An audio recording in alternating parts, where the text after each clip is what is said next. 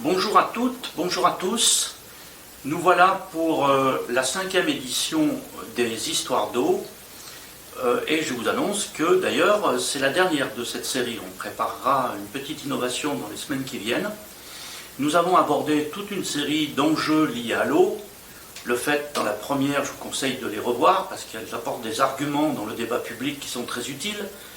La première portait notamment sur la tentative de financiariser la ressource en eau en tant que telle pour la faire coter en bourse.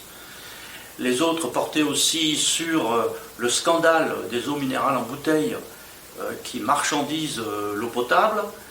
Et puis j'ai surtout avancé cette idée de règle verte pour l'or bleu, que l'on peut désormais appeler la règle bleue, qui fait qu'on ne doit pas prendre à la nature plus qu'elle ne peut reproduire, et que derrière il y a l'enjeu de la préservation des ressources en eau. Et bien sûr, la quatrième, sur les avantages de passage en régie publique, puisque toute cette période s'est faite avec une belle conquête pour nous tous, qui est que la régie publique de l'eau de Montpellier s'est élargie à l'assainissement des 31 communes et a obtenu un vote très largement majoritaire au Conseil métropolitain. Et ça constitue un point d'appui pour tous ceux qui veulent se battre dans le pays pour la régie publique. Cette dernière édition, je voudrais la consacrer à un enjeu incroyable qui s'est produit ces dernières semaines. C'est cette opération, cette OPA qu'a lancé le grand groupe français qui profite de l'eau, c'est Veolia, sur son concurrent Suez, et qui a remporté cette OPA. En gros, jusqu'à maintenant, Veolia contrôlait à peu près 40% du marché de l'eau, Suez 30% de l'eau et des déchets, parce qu'il est très rentable pour eux tous les deux. Et grâce à cette OPA, bien aujourd'hui, Veolia représente 70% et Suez se retrouve sous contrôle avec moins de 20%.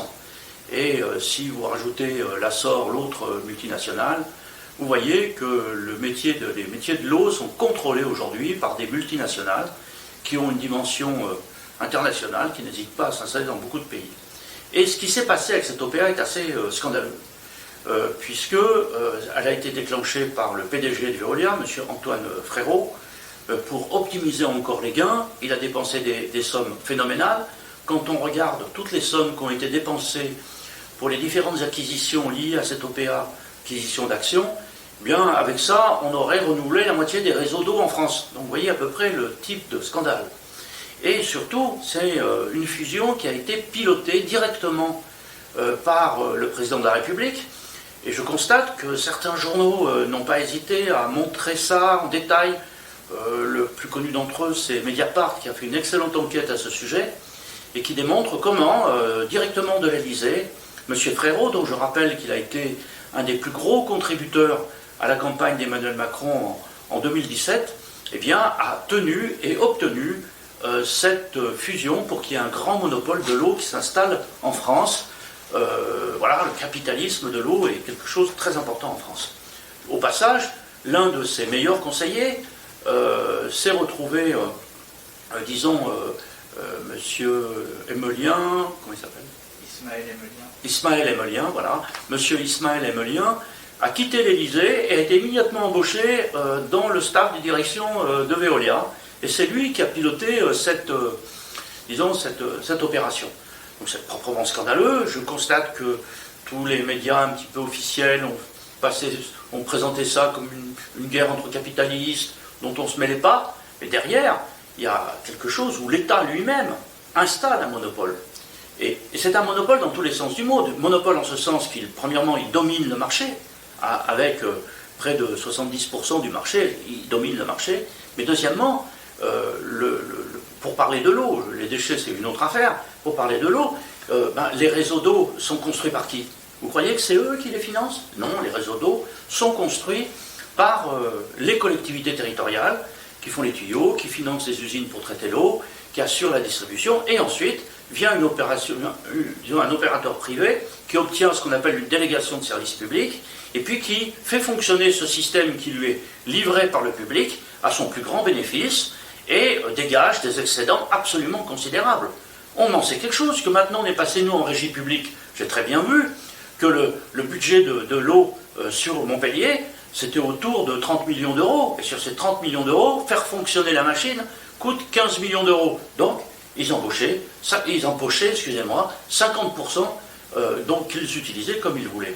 Donc, les exigences de la collectivité étant relativement limitées à l'époque. Eh bien nous avons pu baisser le prix de l'eau de 10%, et l'excédent qu'on le fait est intégralement réinvesti à l'intérieur de l'eau, puisque dans les régies, nous n'avons pas d'indemnité, il n'y a pas de profit, il n'y a pas d'actionnaire. Donc voilà, vous connaissez, j'ai déjà argumenté sur ce point, vous les connaissez très bien. Donc nous nous trouvons avec des canalisations d'eau, il n'y en a pas une qui est à côté de l'autre pour faire concurrence, c'est la même, et elle est confiée à un monopole. Donc, y compris dans la littérature économique classique, on nous dit que quand on est en situation de monopole, eh bien ils appellent ça dans les livres le monopole naturel, eh bien la question du contrôle par l'État se pose inévitablement dans cette situation de monopole. Donc aujourd'hui, face à cette situation, il n'y a qu'une perspective à avancer, c'est la nationalisation de l'eau. L'eau doit devenir le bien commun de la nation. Il faut collectiviser l'eau à l'échelle nationale et faire que sur chacun des bassins versants, on mette en place une régie publique qui gère l'eau de l'ensemble du bassin versant. Et ça me paraît être tout à fait possible. Donc cette idée-là, elle est populaire.